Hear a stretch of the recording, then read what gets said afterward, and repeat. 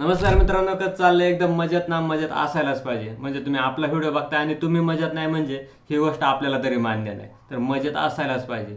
तर आज आपण बघणार आहे कळसपणाचा सिरीज. तर आज आपण अशा ट्रेलरवरती रिॲक्शन करणार आहे ज्यांनी बावळटपणाचा कळस रचलेला आहे. हा ऑलरेडी 3 कळस रचलेत, आता हा 4था कळस आलाय. भागी पार्ट 4. तर बघूया काय आहे ट्रेलरमध्ये, देऊया आपली रिॲक्शन.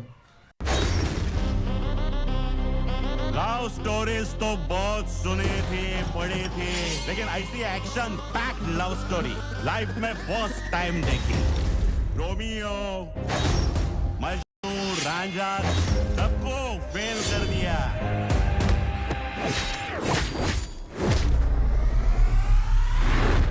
एक बागी ने. दिमाग हिला हुआ है क्या तेरा? दिमाग नहीं, दिल. जो तुम्हें सच लगता है वो असल में हेलुसिनेशन है, तुम्हारे मन का वहम. अलीशा सिर्फ उसके दिमाग में है. ऐसा लगता था कि लाइफ उससे शुरू होती थी और खत्म भी उस पे ही. तो फिर मिलाना कभी उससे?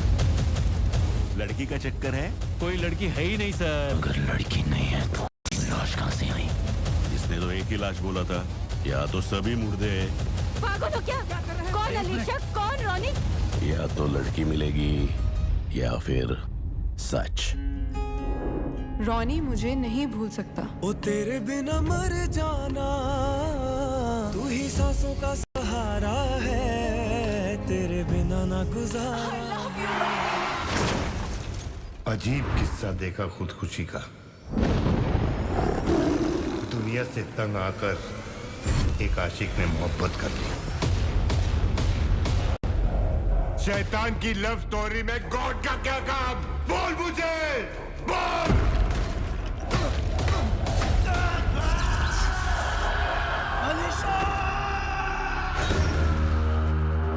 सच पता किए बिना मैं नहीं रुकने वाला, चाहे मुझे इसके लिए जान देनी पड़े या किसी की जान लेनी पड़े. टुटन के धूल सारे, चट्टन के धूल सारे. बस साहिब करना मैं या वैरी ने मरना, बन ओदे खौफ मरंदा, बन मौत खुदी लड़ना, बन ओदे खौफ मरंदा. अगली बार बच्चे जला दूंगा.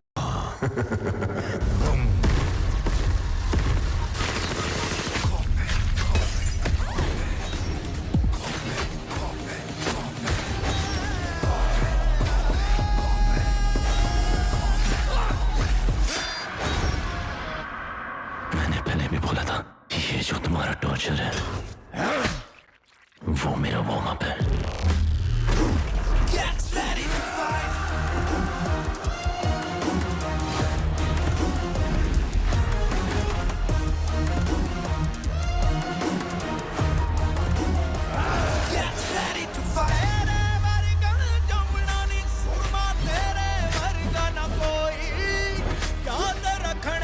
सदियां नदियां खून दिया जो बगियों. हमारा आशिक एक विलन है.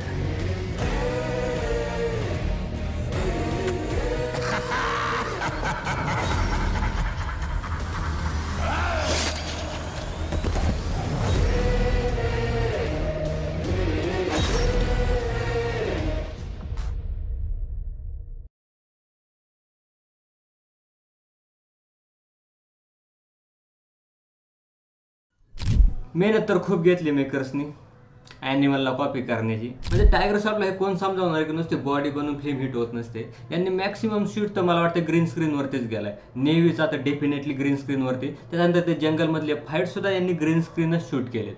100% ग्रीन स्क्रीन शूट केलेत. फायटिंग करताय तुम्ही, मला फायटिंग सीनमध्ये एक फर्स्ट का दिसत नाही. म्हणजे टायगर श्रॉफ कोणाला असं मारू शकतो कुणी, पण टायगर श्रॉफला कोणी हातही लावू शकत नाही का? म्हणजे असं का? काहीतरी 19-20 दाखवा की, थोडासा संघर्ष दाखवा की. काय नाही, हिरोच्या बाजूने आजूबाजूने 50 गुंडे आहेत, पण हिरोला काय होत नाही. हिरो सगळ्यांना मारतोय. म्हणजे हे मी कुठंतरी बघितल्यासारखं वाटते.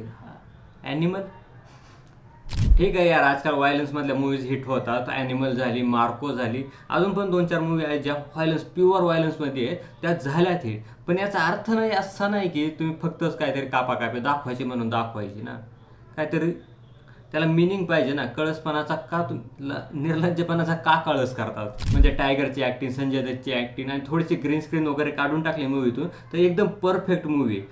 म्हणजे मेकर्सनी मूवी बनवताना विचार काय केला होता? टायगर आणि सोनम बाजवा, सोनम बाजवासाठी तर नक्कीच बघू.